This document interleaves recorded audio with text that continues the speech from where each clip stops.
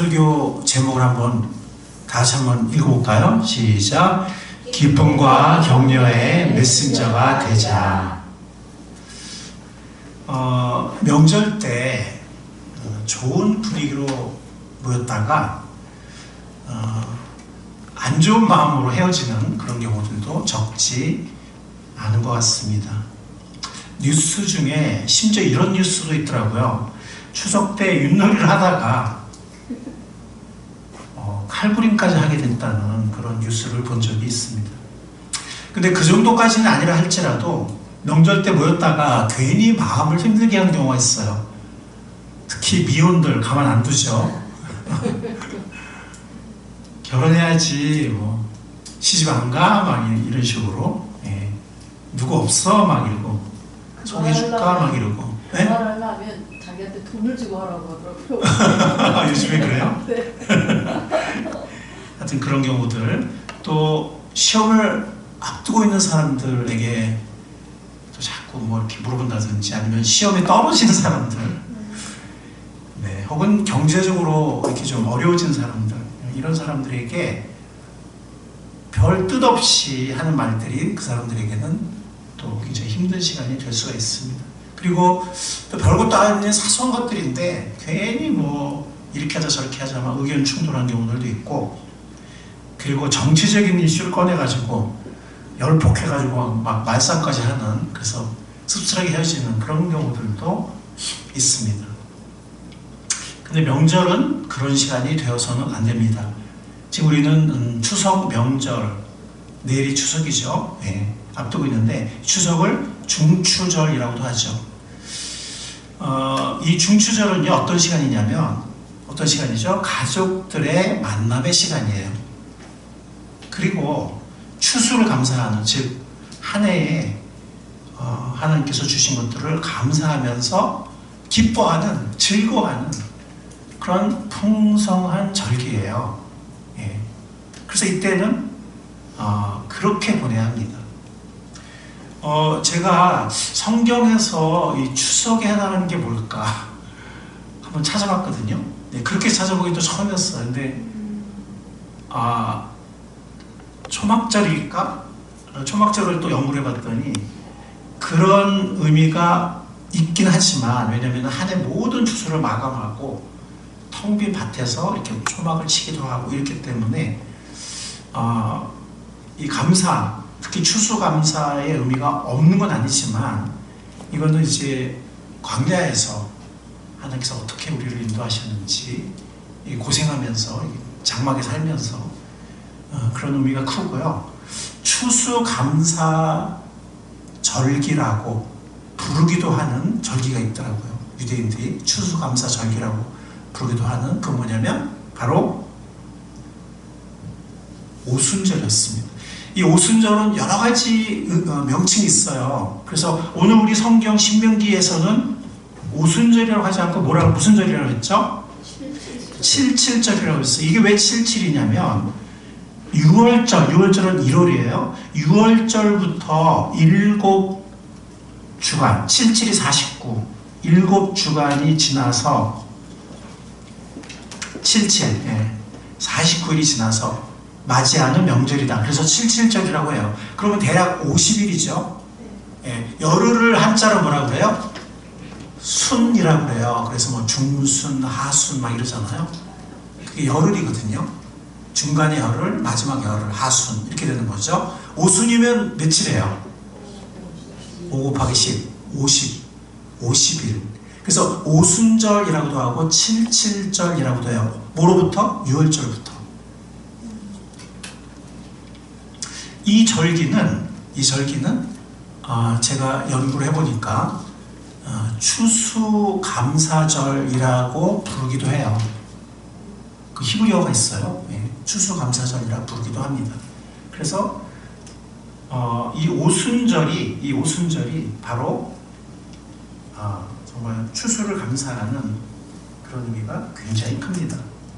그래서 오늘 우리 본문에도 보면 신명기 16장 10절에 보면, 그리고 주 당신들이 하나님이 당신들에게 주신 복을 따라서, 이게 뭐예요? 한 해 추수를 감사하는 거예요. 복을 따라서 믿음에서 우러나오는, 마음에서 우러나오는, 이 마음에서 우러나온다는 것은 감사의 제물을 말해요. 감사의 제물, 자원제라고도 해요. 자원제, 감사제, 뭐 이렇게 말합니다.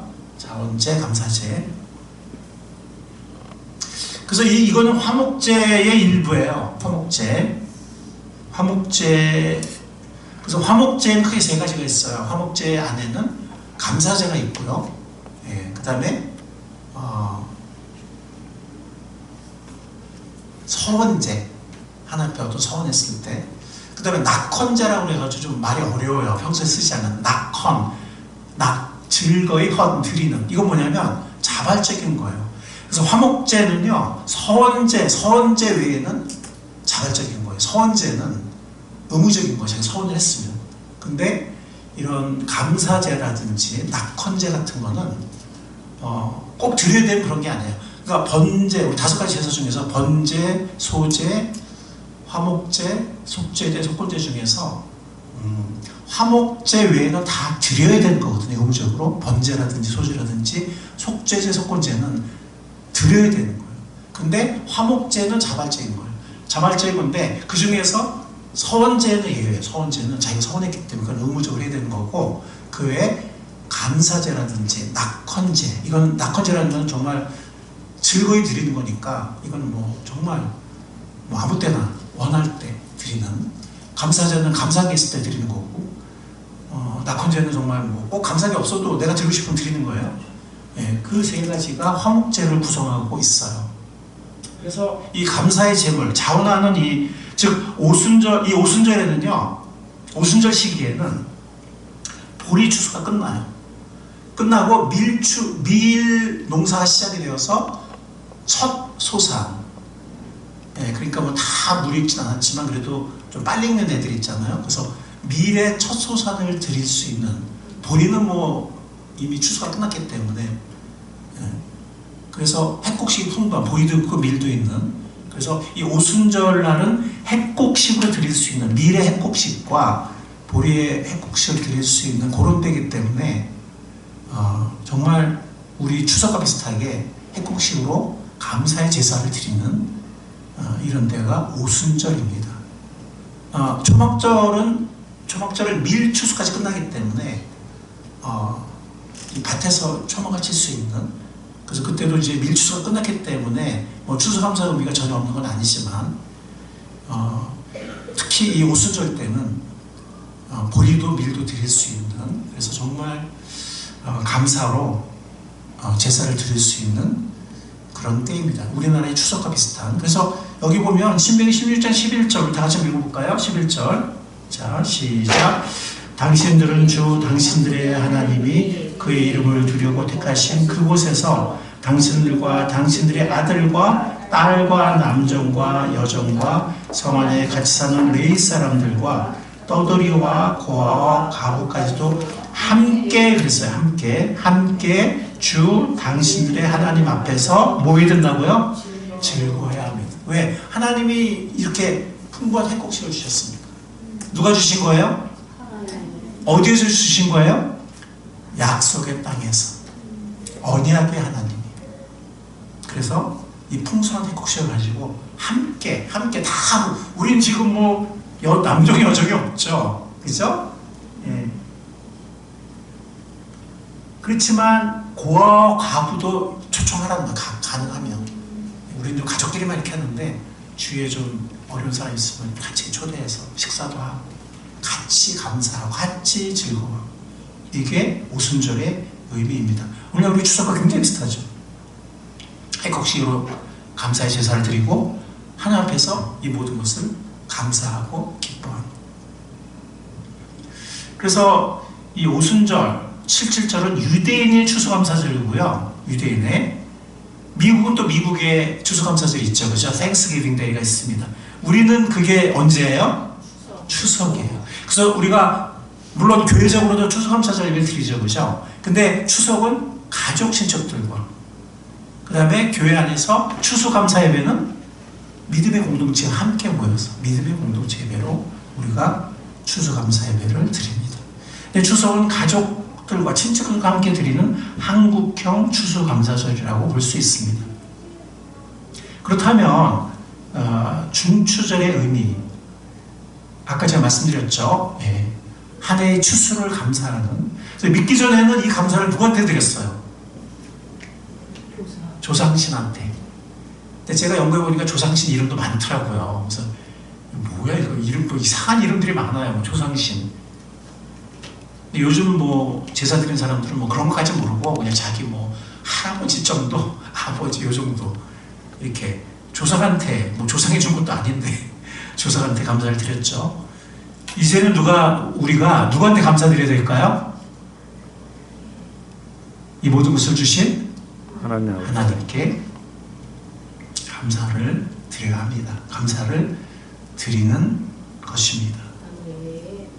자, 아까 또 그랬잖아요. 온 가족이 모여서 이제는 뭐예요? 즐거워하는 시간이에요. 그래서 추석 때는 이쁜 옷 입고, 이쁜 옷 입고, 맛있는 음식 먹고, 풍성하게 차려가지고, 맛있는 음식 먹고, 그 핵국수로 만든 뭐 송편, 떡, 그다음에 온갖 맛있는 음식들, 함께 모여서 즐거워하고, 그 다음에 모여서 덕담을 나누고, 함께 즐거워하는, 함께 기뻐하는 이런 시간입니다.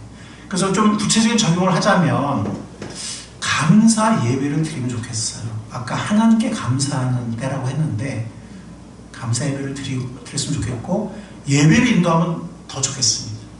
오늘 제가 나누는 이 전반부, 오늘 설교 전반부를 나누면 돼요.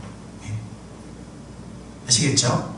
네, 꼭 여러분들도 주보 그 메모 남도 있으니까 그거 가지고 오늘 예배 아니면 이 설교 다시 한번 가는 길에 들으시고 감사 예배를 인도하면 좋겠습니다. 아직까지 뭐 감사 예배를 드릴 수 있는 그 가정 분위기가 아니다 그러면은 기도하고 노력하면 됩니다. 그래서 이렇게 처음에는 이렇게 짧은 간증, 하나님이 우리에게 이런 응답을 주셨어요. 우리에게 이런 걸 주셨어요. 은혜를 주셨어요. 이런 거. 그리고 한 명씩 이렇게 전도하다 보면 집안에 유력자를 전도하면 이렇게 할 수 있습니다. 뭐 100% 다 믿지 않아도 이렇게 할 수 있습니다. 그런 날이 속히 올 수 있기를 바랍니다. 네. 그리고 여러분도 충분히 예배를 인도할 수 있어요. 그리고 이렇게 맡기세요. 누구는 찬양 인도, 누구는 뭐 기도, 막 이런 식으로. 그리고 짧게 메시지 짧게 이렇게. 그리고 좋은 찬송 있잖아요, 그죠? 요즘에 유튜브에 그죠? 그런 거 하면 안 믿는 사람도 좋아합니다. 찬송 싫어하는 사람은 거의 없어요. 그리고 축복기도 해준다고 하세요. 우리 각 가정의 자녀들을 위해서. 그러면 다 좋아합니다. 그리고 함께 즐거운 시간을 보냈으면 좋겠어요. 그냥 TV만 조장치 보지 말고요. 그거 별로 안 좋아요. TV만 주장창 보면 대화가 없어져요. 대화가. 맛있는 음식을 먹고 덕담을 나누고 얘기를 많이 하세요. 그 다음에 윷놀이 같은 거 하세요. 추석 때는요, 우리 여러분들 그 연구에 찾아보시면 굉장히 많은 그 놀이를 했어요. 뭐 제기차기도 하고, 그리고 뭐 이름도 모르는 뭐 놀이도 많더라고요. 뭐 되게 지역마다 많이 했습니다. 그래서 우리가 뭐 그런 거 못할지라도 윷놀이 같은 건 언제 해도 재밌잖아요, 그죠? 그리고 보드게임도 하고, 보드게임은 이제 젊은 애들이 좋아하죠, 애들. 그렇게 하고 또 좋은 데도 같이 가보는 거예요. 좋은 전망 좋은 카페에서 같이 가고 뭐 산도 같이 갔다 온다든지. 그러면서 또 얘기하고. 그리고 조상은요 이렇게 하나의 가정의 이렇게 숭배하고 막 제사드리고 절하고 이런 게 아니고. 얼마 전에 제가 다니는 그 뭐죠? 그 헬스센터가 있는데. 그 빌딩 소장님이 굉장히 센스가 있어요. 그래서 아주 재밌는 사진이나 재밌는 글들 많이 올리시는데 이번에 추석 올린 거 보니까 제사를 드리는데 이렇게 절하고 있는데 강아지가 중간에 와서 앉아 있더라고요. 이렇게. 그래서 개 있는 집은 이런 거 많이 겪었을 거라고 그러면서 이렇게 했는데 우리 조상들은요 이렇게 기억하는 거죠. 어떤 분이셨고 우리한테 어떤 가정의 전통을 물려주셨고 이런 게 중요한 거지. 그냥 여자들만 죽어, 그 제사상 차리면 여자들 얼마나 죽어납니까? 그러고 나서 그냥 저라고 땡이에요. 뭐 조상에 대해서 얘기합니까? 그냥 밥 먹고 나서 텔레비전 맨날 보고 막 이렇게 하지. 예, 그래서 오히려 이렇게, 그리고 이 감사 예배를요, 만약에 처음에 잘 한번 제안해 보세요. 어떻게 제안하냐면, 우리 손주들, 아이들한테, 우리 할아버지, 할머니들한테 그 조상에 대해서 이렇게 좀 얘기해달라고 이렇게 부탁을 하세요. 그래서 들어서 아이들이 죽은 분들이나 혹은 살아계신 분들한테 이렇게 감사하는, 혹은 이렇게 좀 생각하는 그런 글을 좀 쓰라고, 편지를 좀 쓰라고. 그래서 아이들이 그런 거 읽어주면요, 온 가족이 감동의 도가니예요. 도가니. 실제 한 사람들 얘기해요. 예. 그렇게 좀 창의적으로. 예. 그리고 좋은 찬양, 안 믿는 사람도 부를 수 있는 그런 거 같이 부르고, 축복기도 하고. 아, 누가 뭐 이런 거 싫어하는 사람 누가 있어요? 이런 거 싫어하면 이상한 사람이지. 그쵸? 예. 그냥 여자들 그냥 그렇게 힘들게 하고 그냥 상 차리고 그냥 그 조상이 준 겁니까? 신도 아닌데 그렇게 하고, 그 다음에 뭐 그 다음에는 밥 먹고 그냥 쓸데없는 얘기하고 그냥 텔레비전 보고 막 이러지 말고, 이런 뜻깊은 시간, 가문의 전통, 가족의 전통을 이렇게 이어갈 수 있는 아이들까지, 아이들을 통해서. 예. 그리고 이렇게 찬양하고 축복기도 하고 얼마나 좋습니까? 예. 그리고 윷놀이 같은 것도 하고, 그 다음에 덕담도 하고. 예. 예. 이런 시간이 바로 추석의 진정한 의미를 되새기는 그런 시간인 것입니다.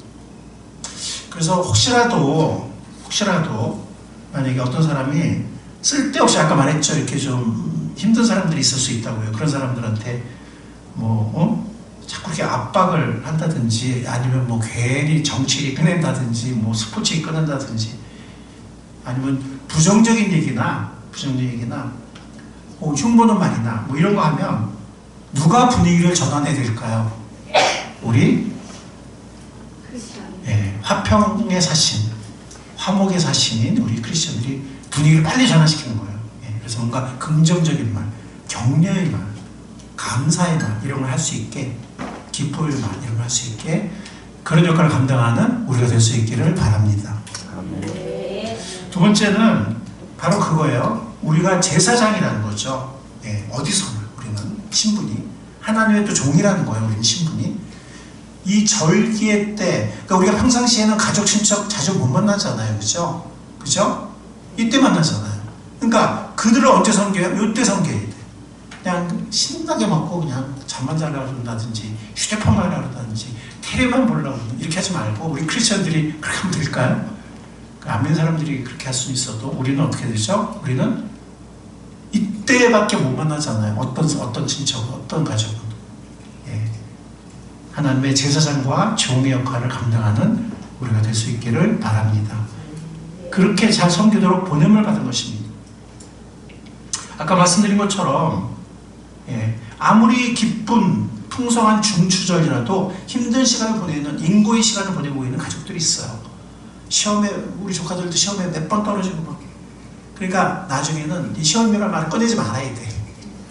언제 또 보니, 요즘 열심히 하고 있지, 힘내, 이런 말 자체가 그냥 스트레스야. 그것도 한 번도 아니고 두 번, 세 번 떨어졌는데, 예.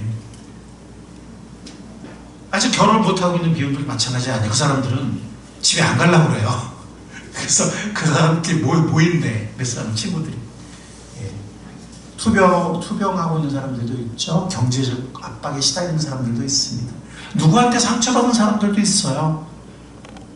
가족이나 친척한테 받는 경우도 있습니다. 참 어려운 경우예요. 기타 여러 가지 상처나 마음의 어려움이 있는 사람들이 있을 수 있습니다. 그래서 뭐 다들 잘 살고 있겠지, 이렇게 하지 마시고, 우리가 사무엘상 1장에 보면 한나 얘기가 나오거든요. 거기 보면 한나가 하나님 앞에 제사 드리러 왔는데, 예배 드리러 왔는데 막 울어요. 막 웁니다. 왜 그러냐면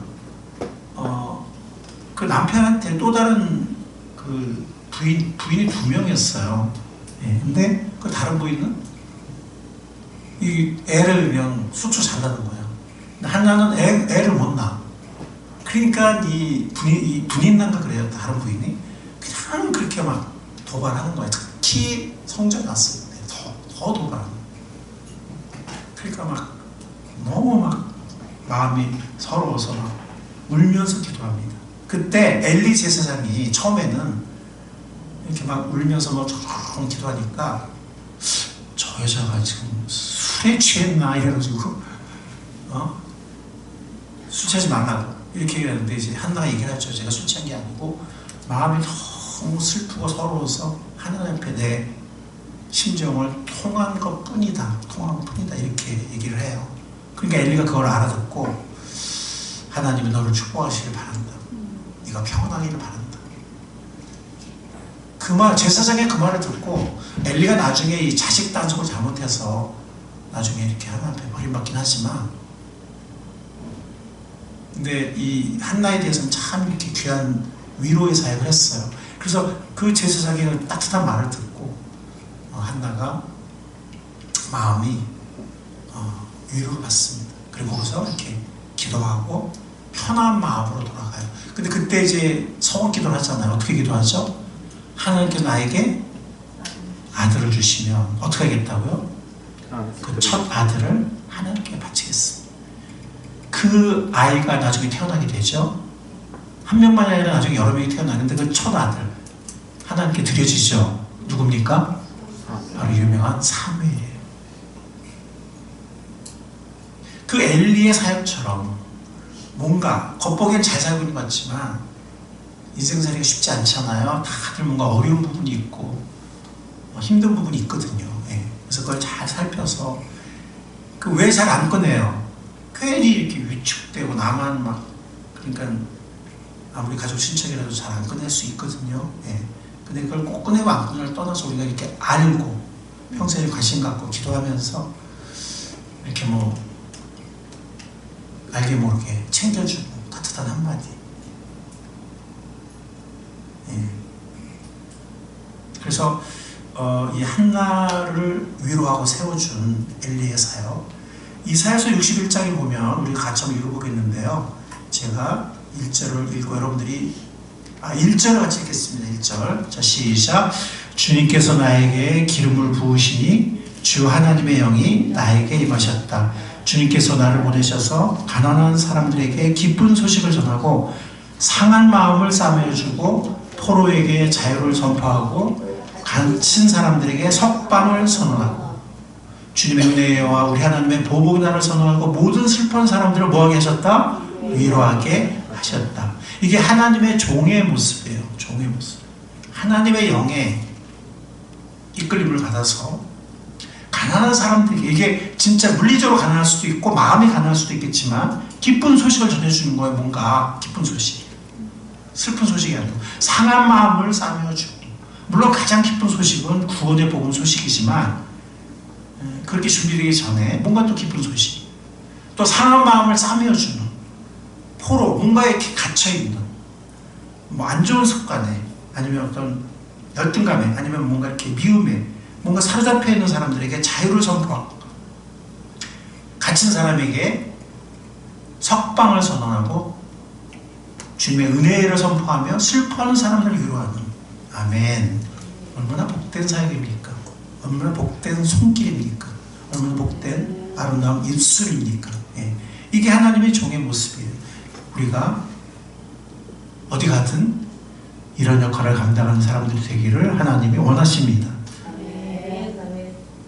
그래서 이렇게 살피고, 살펴야 돼요. 이렇게 살피고 세우고 하는 이런 모습을 하나님께서 원하시고 우리들을 그렇게 쓰시기를 원하시는 것입니다. 그래서 우리는 제사장과 종이에요. 제사장이 뭡니까?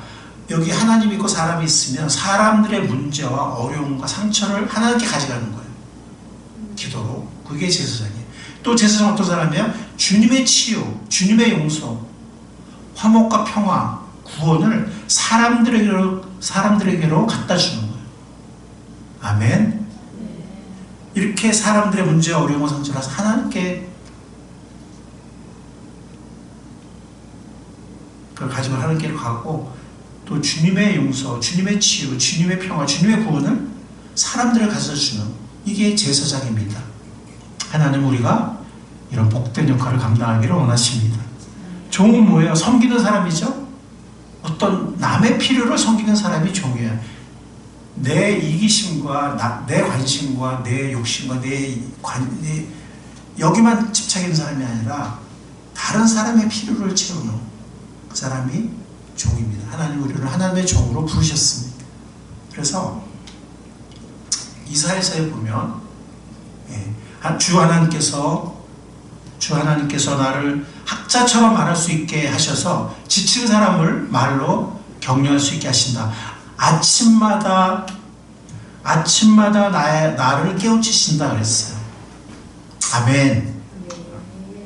큐티를 통해서 혹은 기도를 통해서 혹은 누군가를 격려하기 위해서 말씀을 찾는 성령께서 생각나게 하시고 나를 깨우쳐 주셔서 지친 사람들을 은혜로운 말로, 진리의 말로, 긍정적인 말로, 약속의 말로, 은혜로운 말로 격려할 수 있는, 세울 수 있는 이게 하나님의 종입니다. 이 명절 기간 우리가 하나님의 종으로 쓰임받을 수 있기를 바랍니다. 자, 그래서 이 삶에서 우리가 적용 실천했으면 좋겠는데요. 아까 말씀드린 것처럼 우리가 제사장의 역할을 할 수 있기를 바랍니다. 사람들의 문제와 어려움과 상처를 가지고 하나님께 기도로 가져가는, 그리고 주님의 사랑, 주님의 은혜, 주님의 화목, 주님의 용서, 주님의 구원을 사람들에게 갖다 주는, 그리고 궁극적으로는 주님을 소개해서 주님께로 인도하는, 그러면 우리가 전달해 주지 않아도 직접 주님께로부터 이런 은혜를, 이런 하나님의 사랑을, 이런 구원의 손길을 받을 수가 있겠죠. 그죠? 그 다음에 종의 역할, 아까 말씀드린 것처럼 다른 사람들의 관심을 갖고 살피고 뭔가 그들의 필요를 채워주는, 뭔가 그들을 도와주는, 위로하고 격려하는, 아까 이사야서 61장 말씀처럼 그런, 이게 바로 종의 역할인데, 하나님은 우리가 하나님의 종으로, 우리를 하나님의 종으로 쓰시기 원하시는데, 이 명절 때는 자주 볼 수 없는 먼 데 사는 가족 친척들에게 이러한 종의 역할을 감당할 수 있는 아주 좋은 기회입니다. 저도 가끔은요 헤어지고 나서 그때 그 누구한테 좀 이런 좀 격려를 해줄 걸, 못했네, 이런 생각이 들 때가 있어요. 여러분들 그런 생각이 들 때가 있으시죠? 네. 그래서 그런 후회를 안 하려면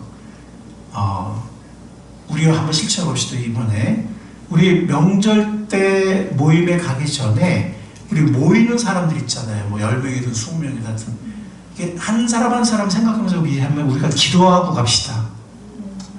아멘.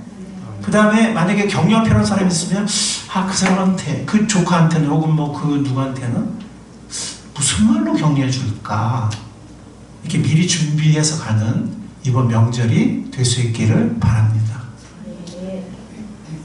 그럼 주님께서 우리가 뭐 부자라서 도와주고 뭐 꼭 이런 게 아니더라도 정말 다른 사람들을 어루만져주고 다른 사람들을 격려하고 축복하고 하는 제사장의 역할로서 혹은 종의 역할로서 하나님께서 우리를, 그들을 세우는, 한나를 세운 엘리처럼 그들을 세우는 귀한 역할을 우리를 통해서 하실 것을 믿습니다. 우리 마지막에 한 말씀을 읽겠는데요. 이사야 42장, 하나님의 종의 노래, 첫 번째 종의 노래예요. 자, 제가 1절을 읽을 테니까 2절을 한번 같이 크게 한번 읽어보겠습니다. 이사야서 42장 1절. 나의 종을 보아라. 그는 내가 붙들어주는 사람이다. 내가 택한 사람, 내가 마음으로 기뻐하는 사람이다. 내가 그에게 나의 영을 주었으니 그가 뭇 민족에게 공의를 베풀 것이다. 같이. 그는 소리치거나 목소리를 높이지 않으며 거리에서는 그 소리가 들리지 않게 할 것이다. 그는 상한 갈대를 꺾지 않으며 꺼져가는 등불을 끄지 않으며 진리로 공의를 베풀 것이다. 이번 명절 기간이 우리가 하나님의 제사장과 종으로서 누군가를 격려하고 누군가를 위하고 누군가를 세우는 뜻깊은 만남이 되는 그런 귀한 은혜롭고 복된 명절 기간이 될 수 있기를 사랑의 주님의 이름으로 간절히 축원합니다. 아멘. 기도하겠습니다. 주님 감사합니다.